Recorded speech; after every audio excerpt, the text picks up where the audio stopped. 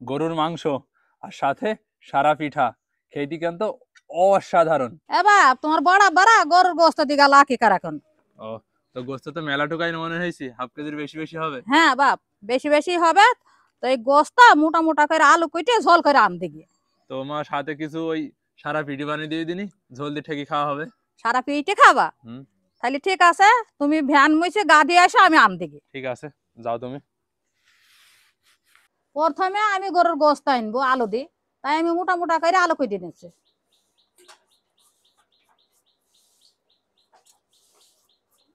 আলু কোটা হয়ে গেছে মোটা মোটা করে। এবার আমি গোস্তটাতে নেবু রস চিপে দিলাম।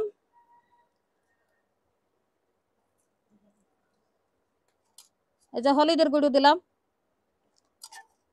এই যে নুন দিয়ে দিলাম, দিয়ে আমি নেড়ি সাড়ি মাখি এইভাবে গোস্তটা কিছুক্ষণ থুই দেবো। মশলাপাতি বেটে নেওয়া হয়ে গেছে, পাঁচফোড়ন, এলাচ, লবঙ্গ, আরো বেটে নিয়েছি আদা, রসুন, পেঁয়াজ। এবার আলুটা তেলে হলুদ দিয়ে নুন দিয়ে আউজি নেবো। আলু আউজি নেওয়া হয়ে গেছে, এবার আমি মশলাপাতি কষে নেবো। মশলা বাটাগুনা তেলে দিয়ে দিয়েছি।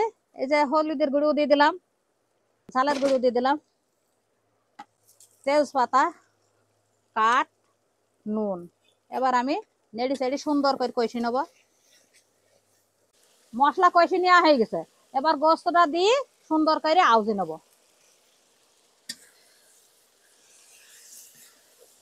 গোস্ত আউজি নেওয়া হয়ে গেছে, এবার আমি গোস্তটা সেদ্ধ হওয়ার মতন মো দিয়ে দিলাম।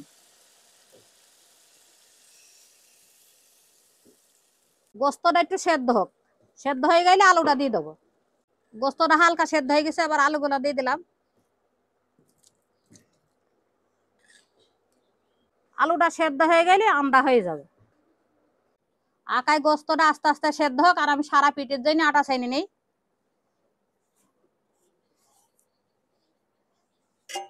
অল্প অল্প করে পানি দেবো আর আটাটা ছাইনবো। পিঠের আটা ছাইনি গুলি নেওয়া হয়ে গেছে, এবার দেখি আলু সেদ্ধ হয়েছে দেখি।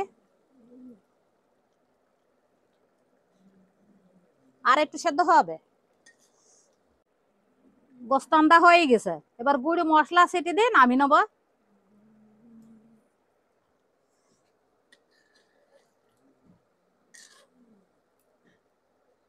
এবার সারা পিঠে বানিয়ে নেবো। আটাগুলো দিয়ে দিলাম তাতে, এবার সারা দিয়ে ঢেকে দিলাম। এইভাবে 4-5 দিন একটা দিয়ে দিলাম যাতে ভাপ না বেরোয়। মা কতদূর হইলো রান্না? গোস্ত আন্দা হয়ে গেছে, দেখো পিঠে বানাচ্ছে। তাহলে যাই মা, নামাজ পড়ে এসে খাবো।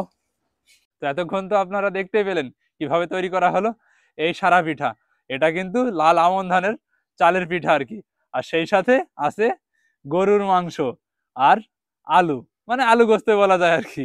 আর ঝোল দি খেতে ঠেকি খেতে কিন্তু অসাধারণ লাগে।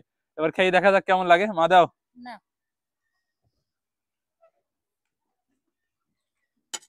এই যে এইভাবে ছিঁড়ি নি ঠেকি খাইতে হবে। বিসমিল্লাহ, তুমি খাও।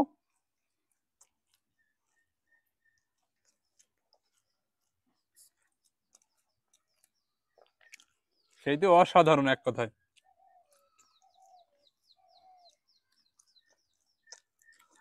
আর এই যে আলু,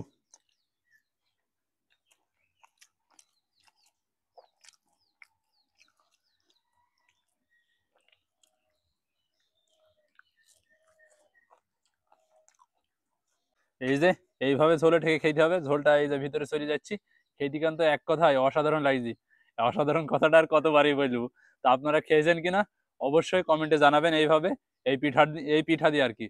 আর আজকের রেসিপিটা কি বলবো, গরুর মাংস তো সচরাচর খাওয়া হয় না, কোরবানি ঈদে বেশি খাওয়া হয়, তাছাড়া কিনে আর খাওয়া হয় না। তো সব মিলিয়ে কিন্তু এক কথায় অসাধারণ লেগেছে। আপনারাও অবশ্যই এভাবে মানে বানিয়ে খেয়ে দেখবেন আর কি। মেহেরপুরের মানুষ সাধারণত রুটি খেয়ে থাকে এই গরুর গোস্ত বা মাংসের ঝোল দিয়ে আর কি। কিন্তু এইভাবেই খেলে কিন্তু আরো ভালো লাগে। অবশ্যই এইভাবে খেয়ে দেখবেন। আর ভিডিওটা যারা এতদূর দেখছেন তাদেরকে অন্তরের অন্তরস্থল থেকে অসংখ্য ধন্যবাদ।